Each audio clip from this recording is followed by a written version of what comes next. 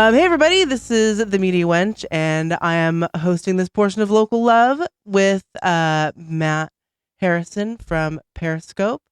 Thank you for coming in and hanging out with us today and doing a show. It's been a good long while since the last album came out, and I'm very excited to talk about this new one here. Yeah. Thanks for having me. Yeah, stoked to be back on. It's always great to hang with y'all. I hit the wrong. It's okay. I hit the wrong stinger. Yeah. Do we want to take two? Like No. It's okay. Fuck it. We'll leave it. So, anyways, what?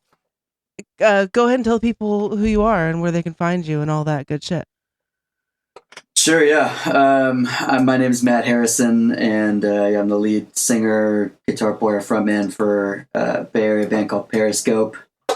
And we put out a follow-up EP called Memories out at the beginning of last month. Came out in June on all platforms, on Spotify, Apple, all that stuff.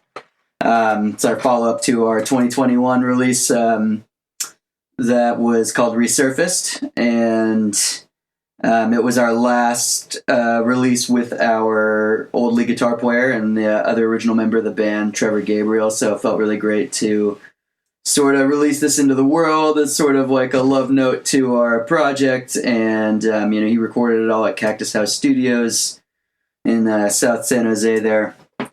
And yeah, you can find us at periscopetheband.com or at Periscope the Band on Instagram and all that stuff, just generally speaking. All the links to this new EP and our previous releases are all there too. So that's one thing I could say about your logo and your marketing and everything is like it's so super simple and it makes you just the easiest thing to find on everything. Oh, good. We try. Periscope, like especially at first, like that the name, it's not so unique that it stands out. And when we first started the band, the app gained a lot of popularity, like a year later, and not even really. And so it was kind of hard to find. So I just try to make it simple, try to put everything in one place, and try to keep it consistent as possible. Right. Otherwise, you just get tools and dumb old movies from the 90s. And totally. All kinds of stuff. Yeah. Get lost in there easy. So, what do you guys have going on right now other than this new, little new EP that just dropped? But are you recording anything else? Do you got any shows coming up? Yeah, thinking about touring at all? Yeah, well, like I said, this last release was our last show with Trevor Gabriel on lead guitar, and life just kind of took us in different directions and was very amiable. We had a great last string of shows that we did together, and then there was a lot of notice, so we kind of got right into trying to find a replacement, which were big shoes to fill. But we ended up getting. We tried a bunch of different people out, and we now have a new fourth member who will be, making their debut at the end of this month. Will be our first live show at the new lineup at Zeitgeist in San Francisco, which is a great bar, club, low pressure situation. They treat bands really, really well and everything. So it just felt like a good place to do it. So we are, 4-piece again, and we actually have a synth player now instead of a second guitar, and really stoked with how that's coming along. The interpretations of our old songs and some of our new stuff, it's really great. And at first I was like, wary and hesitant, and at this point it feels like we're starting to level up again, and it feels like just excited to get the ball rolling. So yeah, we're coached up for shows finally again, and we'll start playing more in the Bay. And I've got a whole bunch of material that's ready to get working on, so we've just kind of started getting into that, and we'll hopefully get back into the studio here towards the end of the year after we start to put some shows under the belt of the new lineup and get our new keyboard player, our new synth player going. So the last album that you guys just released doesn't have the new keyboard player on it. It's got the other four.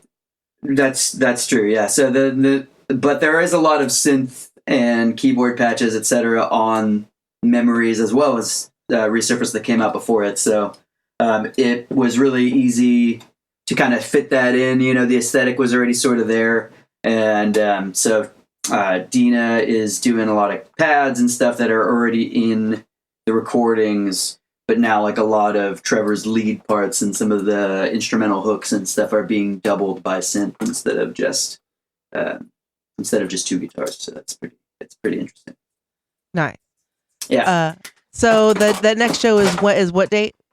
It's the 31st of this month, 31st of July at Zeitgeist in San Francisco. Sunday. 6 to 9. Two of the fucking greatest shows, like so far this summer. I've had to fucking like travel on that day. Oh no! Yeah, it's all good. It's such a bummer. We'll make sure to have a great time for you, and dude, seriously, we'll put some extra fun in. Well, a while ago you promised me a birthday show or a show of some sort. Yeah, well, I'm just waiting to collect. So I don't know, maybe something towards the end of the year. Maybe we'll do something for Halloween this year. We'll do like a local love Halloween show. Could be interesting. Yeah, I mean, we definitely we'll do the holiday show again that we do with so Sweet High and all that. So hopefully that'll be. I just reached out to Dan actually last night, but I saw him not that long ago at the venue. So what was the? Okay, I've been to the Christmas show 3 times now. It's one of my favorite fucking shows that anybody puts on all year. And I go see Cat Robo Show every year too. Those are the 2 shows that I look forward to, is the Cat Robo Show Christmas show that they do, and you guys. Nice. Thank you. It's good company. So, what was the inception of the Christmas show? Like, how did that come about? That actually started because of Phil from Relapse. He just bought that Santa suit. I don't remember which came first, whether he bought the suit and wanted a show, or got the show and wanted the suit for it. The chicken or the egg thing that you'll have to ask him about. But I was working at Starving, and me and Zach, who's their drummer, Malosh, were tight. And Phil from Relapse and Zach, they asked me if I would play along with them, and I did some shows with Relapse, like as a second guitar player a few times. And so the first time that we ever did that was for a tech company that Phil used to work for. I don't know how that works, but it was their Christmas party. And so we did this big Christmas party for this big tech company with Relapse, and we played Christmas covers, but we also played like Relapse originals and stuff. And we weren't invited to do it back again. So we, I don't know if we rocked a little too hard for that or not, or what it was. But so that started it, and we kind of just like looked for an excuse to do one every year. And then after that, I can't remember if we did a show. I can't even remember where the second one was. It wasn't at RPTK, I don't think. And then we kind of joined forces with Sweet High because Nihal's birthday is around that time too. And that we just started doing it at RPTK every year, a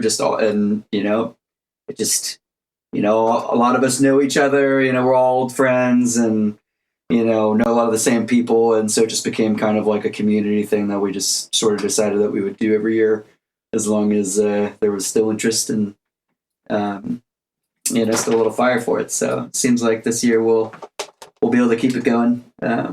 So I love the fact that Art Boutique is an all ages venue, and one of these days when when it's like the stars align, well, hopefully I'll be able to get the kids in to see that show in particular, because they've been listening to all of this music since they were like 3. Rad. And so they know everybody's shit, and they think they're like, Mom only knows famous people. It's like, no, it's not.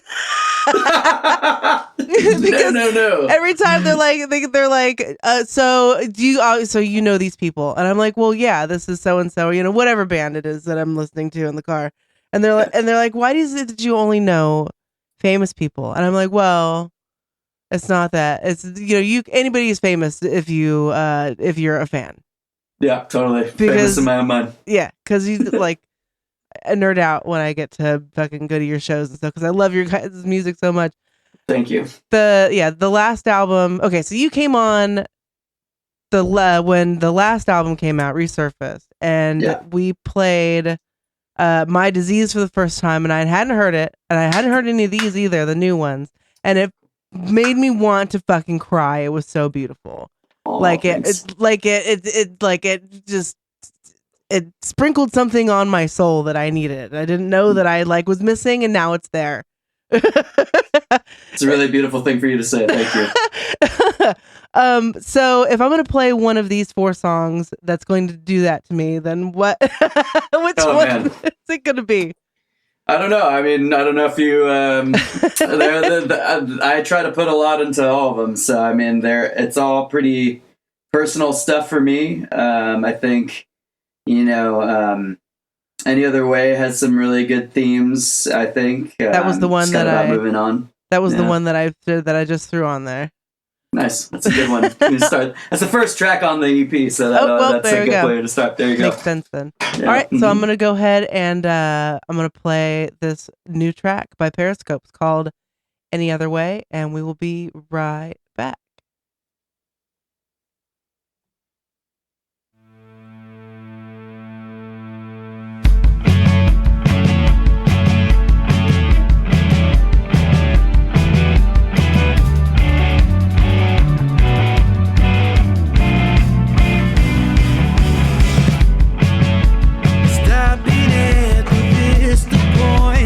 Looking at the road that brought me where I stand.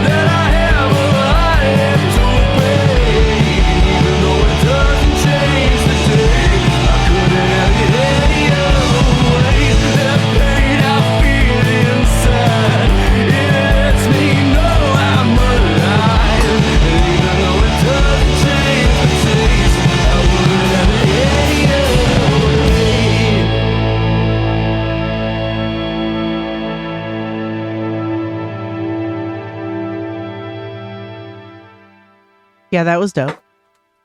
So I'm glad you liked it. It's weird to just sit here and listen through them, honestly.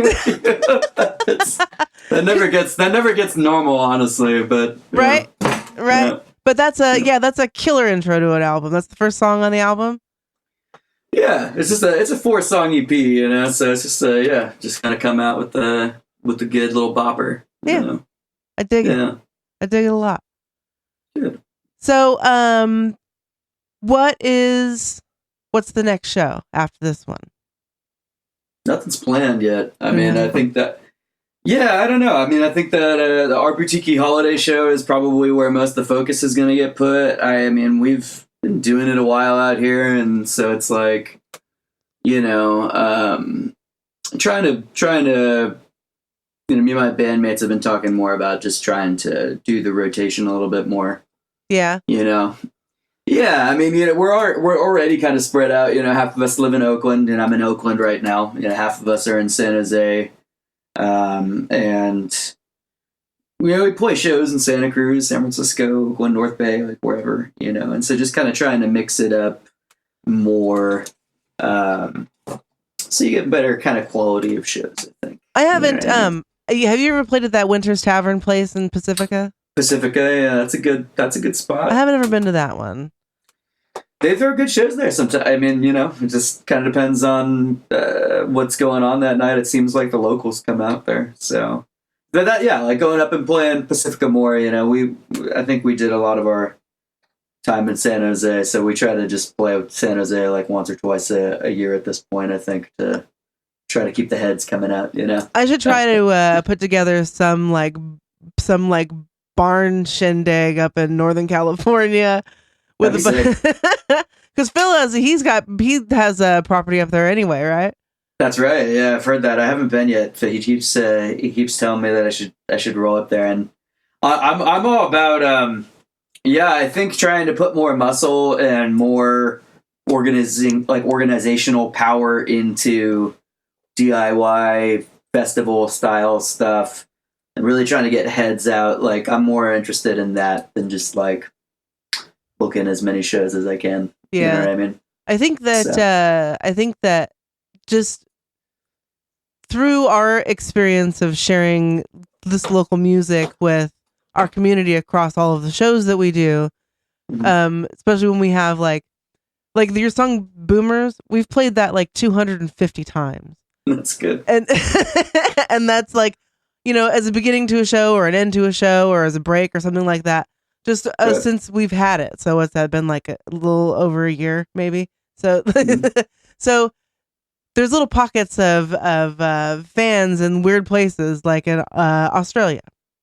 Right. Very cool. Like the Aussie Day Drinking team is huge Periscope fans. That's sick. Yeah. I have a couple friends out that way too. So that's so fun. I mean, it's great. Yeah, it's cool when with the access, like the accessibility of music and making music has made it so that there is like huge oversaturation, but also, just huge reach too. Like to be able to make music in the Bay Area at a local level and be able to share that with people who can appreciate it, like in Australia or right. And the technology like that's available to a home studio now, which makes it sound like what used to cost tens of thousands of dollars to mix and master in like a whole big ass professional studio. Yeah. So do you think that the musical market as we knew it when we were kids, when I was a kid, you're still a kid. Okay. Are we that different? I don't think we're that far off. No, I don't know. I'm going to be 42 this year. Okay. So, but like going and buying tapes and like being excited about going out on Tuesday. Maybe that's also a reason why it's kind of fun to have Local Love on Tuesday. That's when the new releases and stuff used to come out, right? Right. And to go get tapes and go get CDs and stuff like that. Oh yeah. So that was kind of like the underbelly that supported the mass music industry, not so much the independent music industry. But it was almost like an equalizer depending on the shops that you went to, because you could get just as easily like independent stuff. There's this one store that I used to go to up in Reading. It was called the Underground. And they had people that would like travel all over and go get bootlegs from other countries and bring them in to sell them. And tapes were like fucking almost $100, but shit that you couldn't get anywhere. Sure, that's cool. I'm kind of trying to almost quantify like where the music industry started when I was young to now, where it seems like the playing field is on like on a mountaintop. And just the peaks and valleys of where and spikes of what is popular versus what is available. And but like on a streaming platform where it's like, well, this is here, but this is also here. Like, how do you, outside of physically going out and sharing flyers that have like QR codes and stuff on them, like break through all that noise? You know, I'm the not a good person to answer that question, to be honest with you. If I had the answer to that, yeah, because honestly, yeah, I mean, I think you know, everybody is their own harshest critic for sure, but like, you know, I stand by my music and everything like that, and I think that, you know, feedback that we get from music and shows and everything is always really great, but it's like getting through all that noise is, yeah, it's very, very difficult. And, you know, I feel grateful that we can do what we do, you know, like I feel really grateful that like that holiday show has sustained itself to where like we can go to Art Boutique and we have a good relationship with Dan and the Vado, you know, and his family, the Vados, and like that we can help, you know, more or less fill that room and make it worth it for them to do the show, or like, you know, or any of the venues that we, you know, have relationships with, you know, from our favorite little divey bars like the Caravan up to places like more like Boutique and you know, playing shows up in the city and, you know, whether it's Utah or any of these other spots. But it's getting to that next echelon is definitely difficult. And I think more than anything, unfortunately, just like everything else, it's kind of, you know, it always comes down to who you know. And some people are naturally more well connected than others, and then that's really kind of always been the case. Just now, it's even harder to justify because cost of living is so high, and then being an artist and creating art is so difficult to monetize. And, you know, I think it's really interesting. I have a lot of time for people who talk about trying to make art into like NFTs and stuff like that. Oh, like, Lord. That's so beyond me. And like, I have no way to wrap my mind around it. Mm-mm. And I'm like, I have no money into crypto. I don't do any of that kind of thing. Mm-mm. But I appreciate that there's some people out there that are trying to figure out a way to actually give power back to artists in terms of making money, because that's not. Because, I mean, you know, nobody's out here for the money. Everybody does it because they love it, obviously, because you can't really make money doing it. Right. But like, you know, so many good artists get burned out or can't do it anymore because it just becomes impossible. And I think that a lot of the bands that do go really far, you know, you look at a lot of popular bands from the early 2000s, I mean, all the way up till now, you know, if you go back into them, almost a lot of them have familial connections or some source of capital that allows them to do it for free for X amount of time, you know what I mean? And really put everything into it, not have to work a day job necessarily. Right. Some people, you know, and the people who are really like just come and do it straight from nothing, like people who do that in the modern era, like, fucking gods to me, like amazing how it, because like I just don't know, you know, I just you know, you work full time, you do all this stuff, and you try to book the shows, and you try to manage the band, and you try to create all the music and everything, and like most days, like I feel like my bandwidth is just like, ugh. You're trying to cram 36 hours of shit in a 24-hour bag. Yeah, totally. And it doesn't, most days it feels like that, just a bag full of shit. So, but you're like, it's okay. Just give me a coffee. I'll keep going. Right. Yeah. Life is for me for sure is riding that fine balance of in my bloodstream of THC and caffeine. Yeah. Trying to straddle that line. Yeah. That's it. It mellows the harsh of too much caffeine. Right. So that you can just consume that much more. There you because go. if you could just get one more hour out, then I won't feel like I am being lazy for sleeping for 5 hours. Right.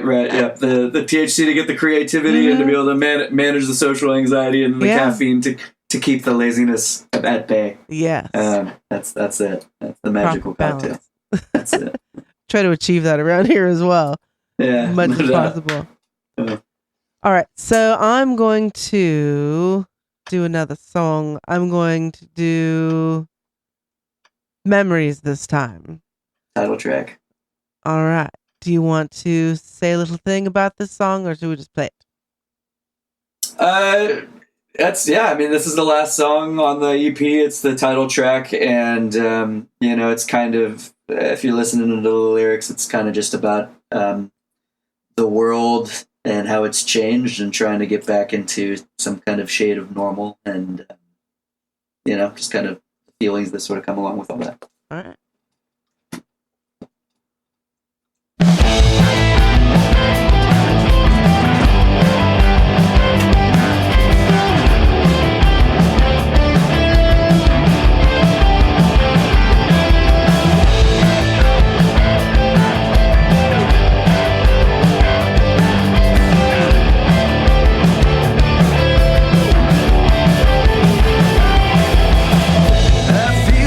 Better than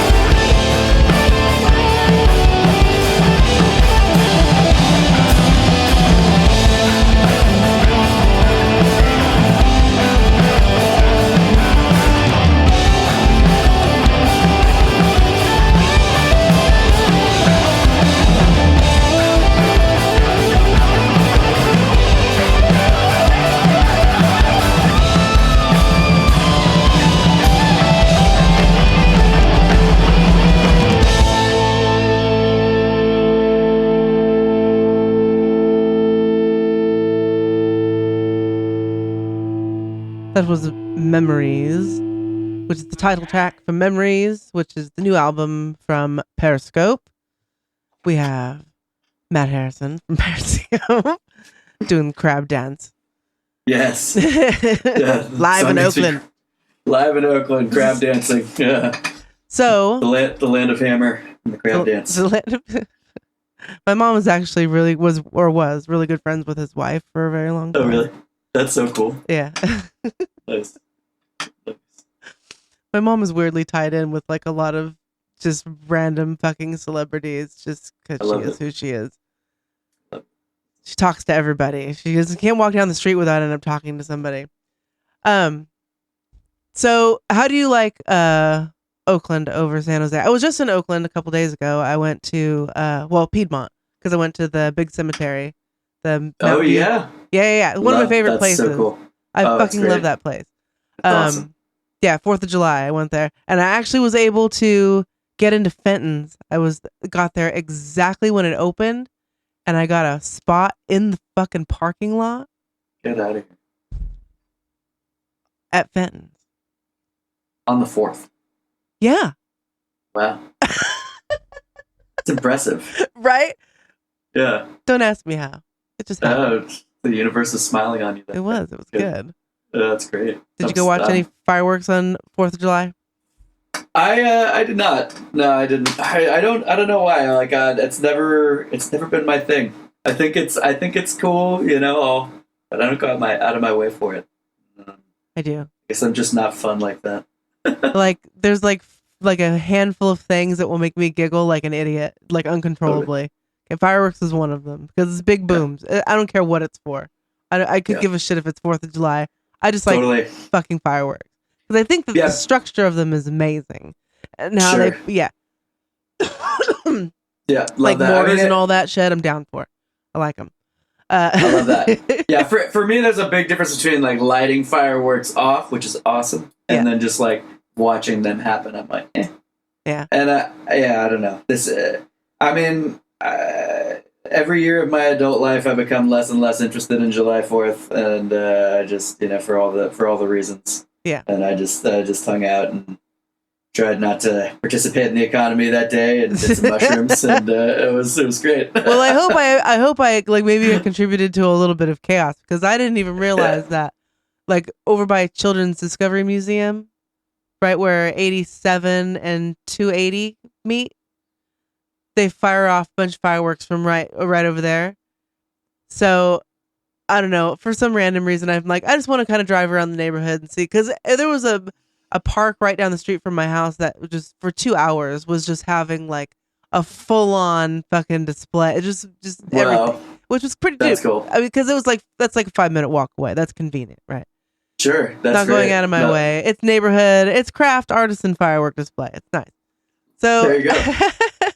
Yeah, local all the way around, supporting business like Fenton's and, exactly. All that. That's like, always support local. That's good. That's always good. So then I ended up kind of doing like a little loop. And then when I got back onto 87 to head south, the fireworks were just like right over the freeway. And everybody was just pulling over onto this, like the emergency lane on the big fucking ramp and just standing under the fucking, it's like, holy shit. People down here got some fucking balls, man. That's like I've heard. That's crazy. But I know what I'm doing next year. My brother told me the Almaden of all places, like they had one at Almaden Lake Park that was just crazy. Which is that the one you're talking about? No. But that's like very close to my house, though. Right. Yeah. You were watching it in Oakland. Sorry. But yeah, apparently that one is nuts, or was this year, because they couldn't do it. Did they do it last year? I don't think anybody did anything last year. Yeah, I think anybody did anything, or the year before, obviously. So it's like it's been a while. Yeah. So I guess like everybody went balls out. Yeah, just that's pretty cool. I'm sure it's blow shit up. Blow shit up. Raise hell. Totally. Fuck the establishment. That's right. Kill the patriarchy. That's it. Yeah, revolt. So I'm gonna go ahead and play one more song off of this. I think I'm gonna do we'll do Confessions. That's good. And, That's what Alan would want you to play for sure. My drummer. All right. It's his favorite song. This is Confessions. This is by Periscope off their new album Memories. And I'll be right back.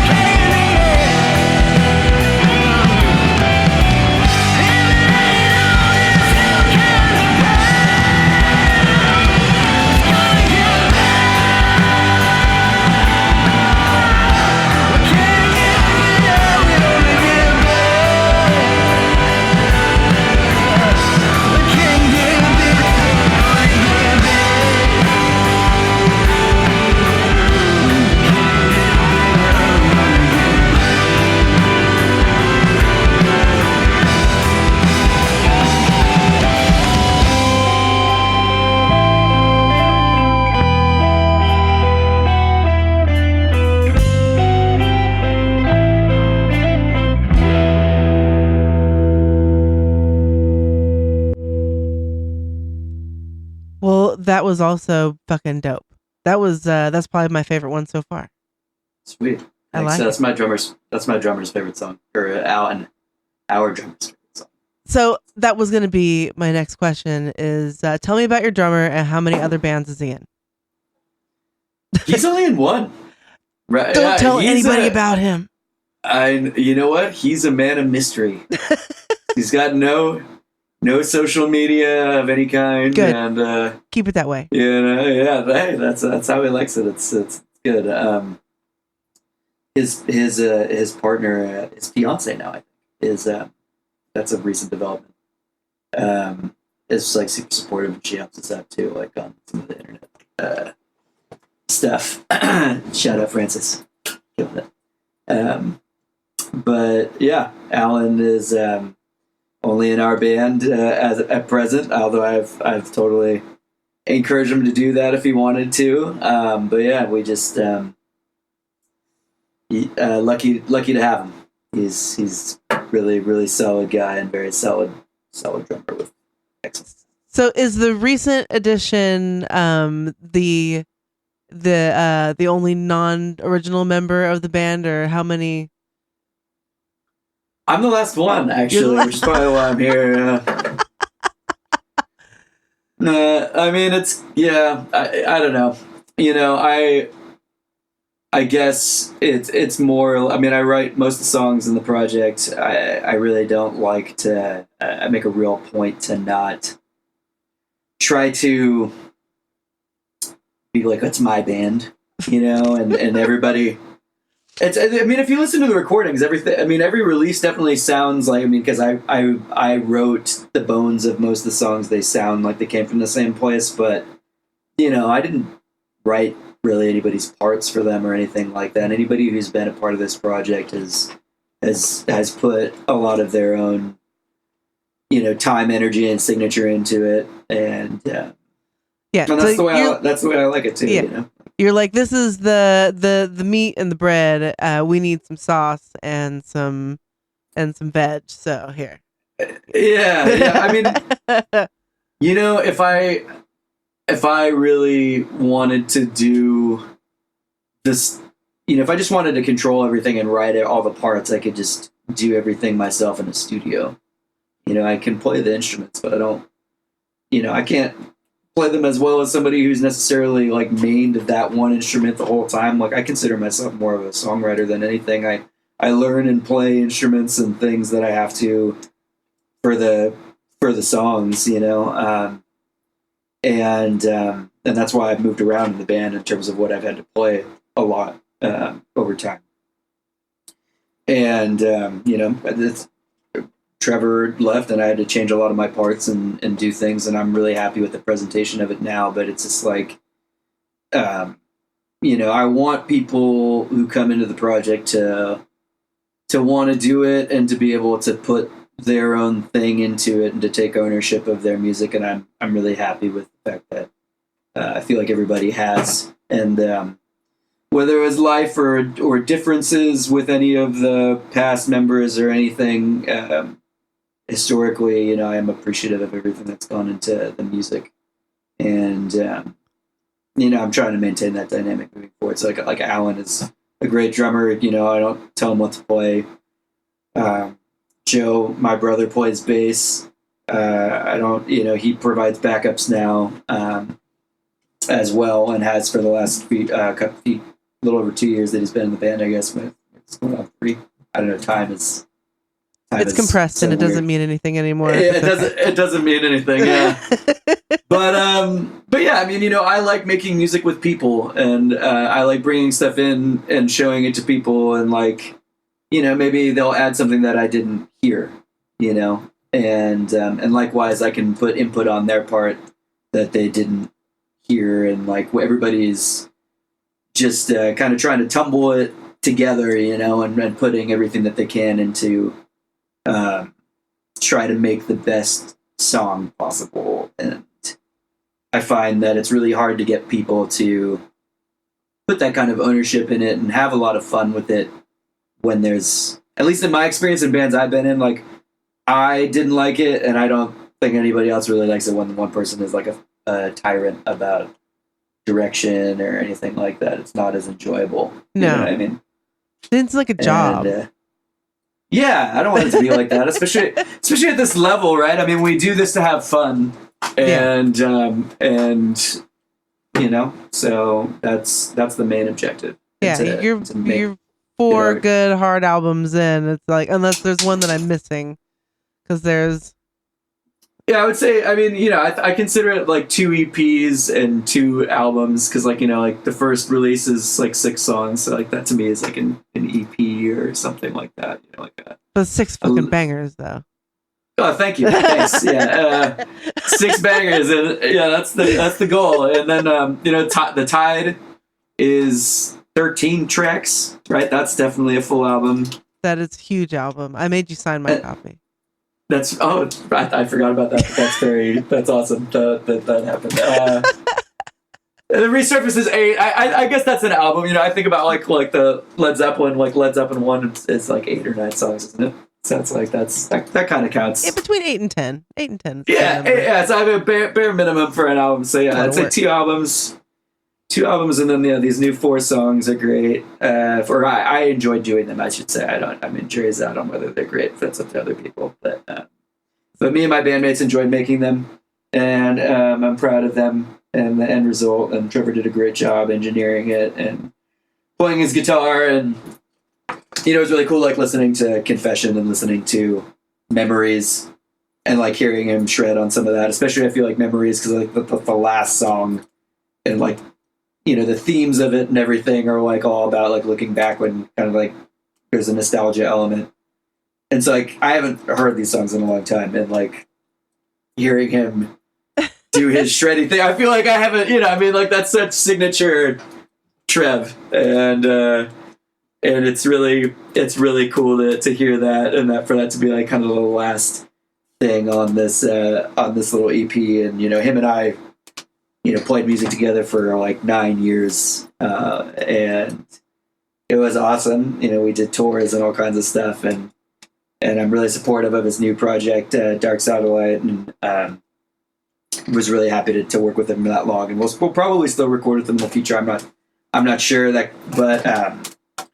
but it's cool to hear it like that, and it's even cool. It's even cooler now. I mean, honestly, for me to be able to like, because we did that for like 9 years, and we recorded these songs, and then yet again to have like now Dina's come in, and she is able to add all those synth parts, like those pads with her left hand, and then do, basically all Trevor's parts with her right, and hearing how those, it feels like totally like new life and like refreshing kind of take on all the songs, and they sound very similar, and they're very faithful to what the band has sounded like so far, but it's like with this new element that we haven't really had in a live setting, like consistently. We did that release, we did that stream show through RPTiki, which is still online, and Trevor played synth for a couple songs in that. And back in the day when we were a 3-piece and I was playing bass, there was a few times that I would bust out the synth, but we've never had like a full-time synth player. And so to have that texture in there all the time, it's, I really hope people will come out and check us out on the 31st. It's at Zeitgeist, because I think that, I think it's at least as good. And I feel like we're just kind of getting into another stride and unlocking another level of the band. So, well, there's from the first song that I ever heard of yours, when I way in the Wayback Machine, when I first started on Local Love, was Meet Cute. And I'm gonna play that song next because I fucking love it. That's a good one. Well, first I'm gonna play, because you mentioned Dark Satellite, and we do have some Dark Satellite, so I'm gonna play one of their songs, which is so go ahead and tell us who Dark Satellite is again.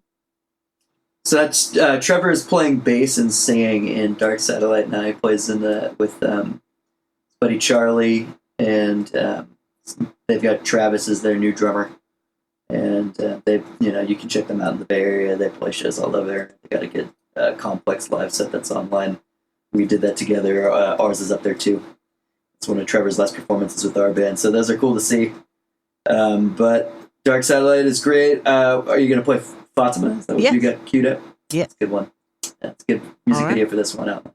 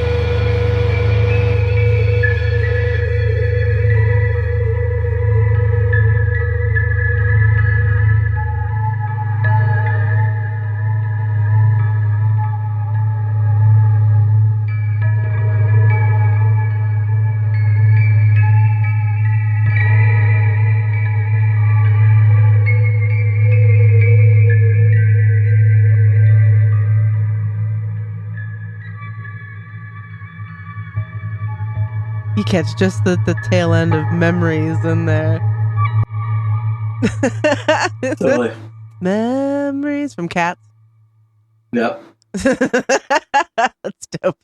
That was it's been. We don't get many instrumentals anymore. We used to get a lot of instrumentals like the first couple of years, and not so much recently. So it's really refreshing whenever you get like a nice where you just kind of concentrate on all the parts and each individual instrument, especially if you got some good cans.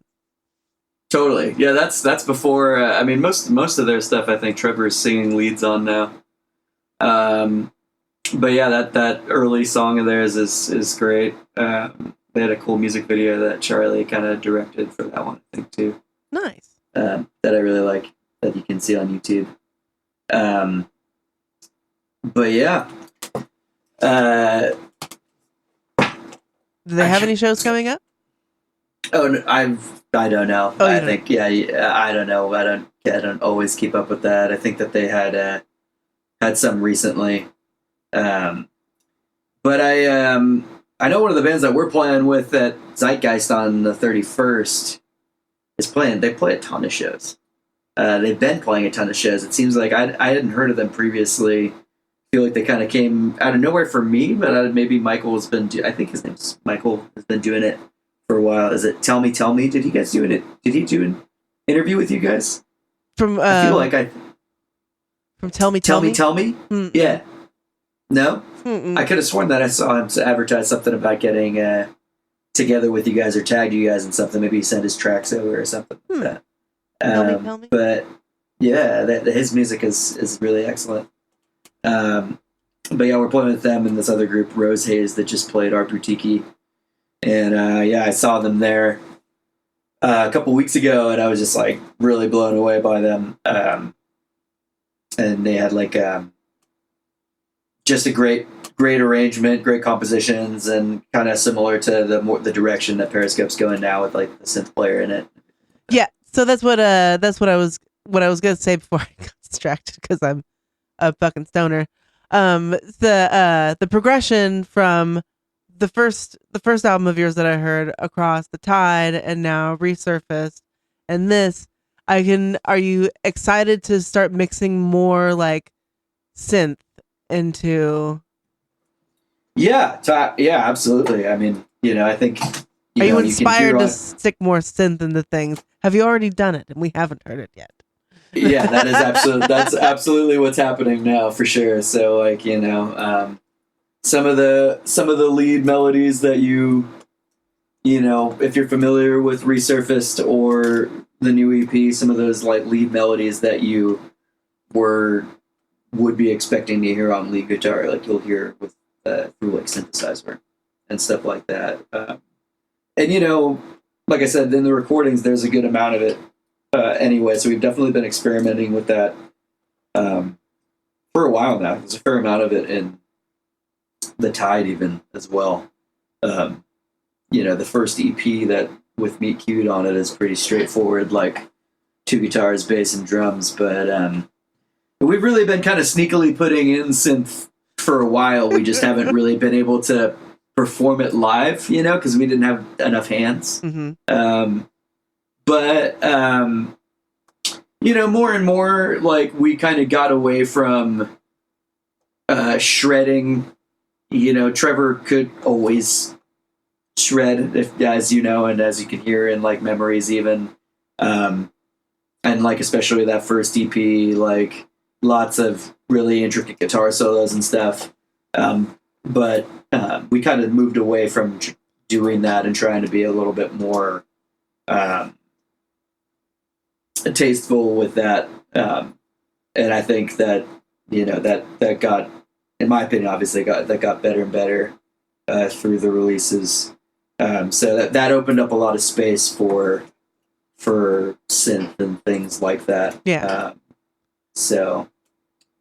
It feels like a natural transition. Honestly, it doesn't feel like some kind of radical departure or anything like that. Yeah. Or like you're forcing something, or you're settling, or it's just like, ooh, okay, we've been here, now we need to go explore this place too.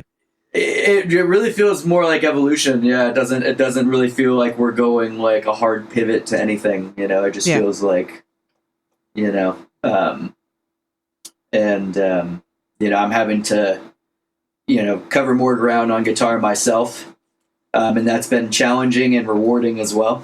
I don't have Trevor to lean on or hide behind, or not even we would just like turn him off the leash sometimes. Be like, all right, release. Like when we were going on tour and stuff, sometimes we'd have to play for 3 hours, and sometimes we'd be like, cool, so we're gonna play like a 10-minute version of this song because we're just gonna let Trevor just noodle, just top ramen noodles and noodles all over it, and while I'll miss that, it does feel really great to be in a position where we're really focused on songwriting and focused on hooks and focused on trying to create those earworms and not doing stuff like that as much, and I know Trevor feels the same way. Like he's really excited to be doing the Dark Satellite thing now and kind of stepping into.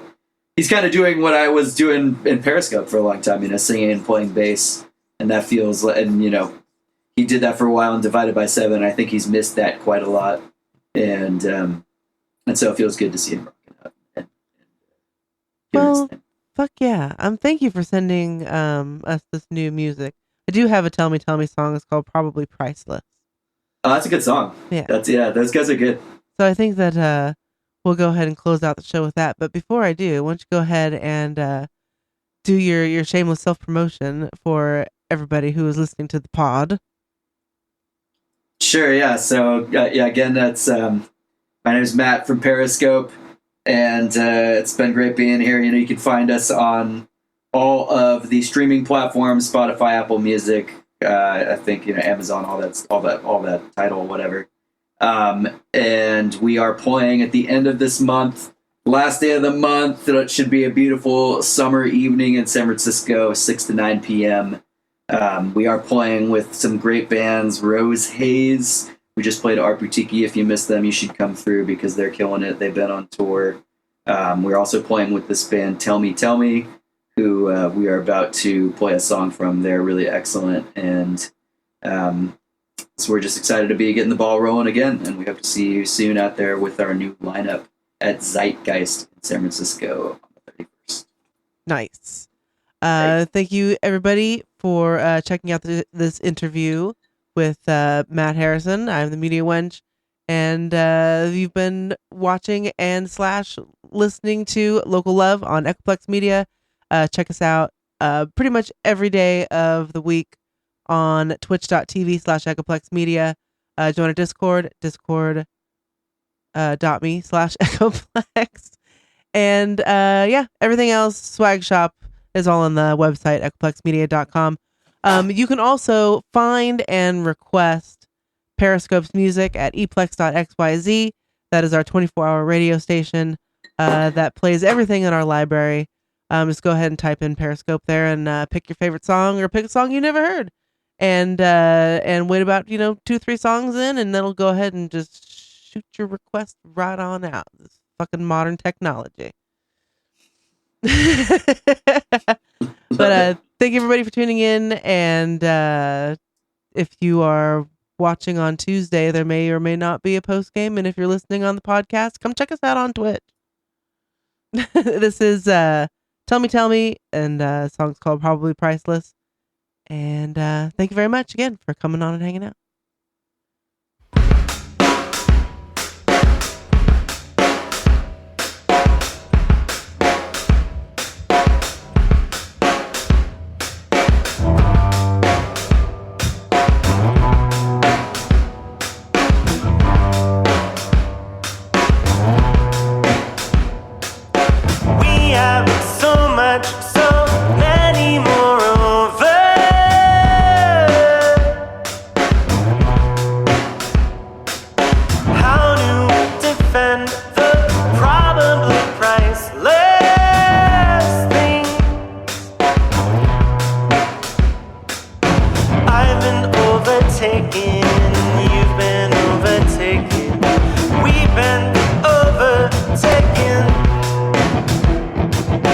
How do the doors keep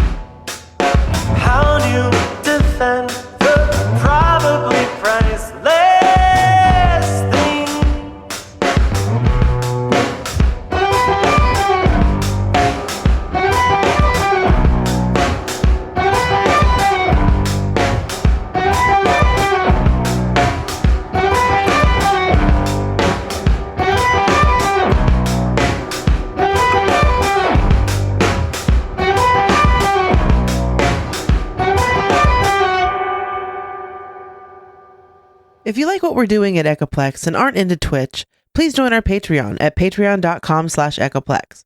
For $5, you can get every show from beginning to end sent to you as an MP3, even the stuff we bleep out because it's too spicy for Twitch. Echoplex would not be where we are today if it wasn't for the community support we receive. Find out all the ways you can support the show at echoplexmedia.com/support.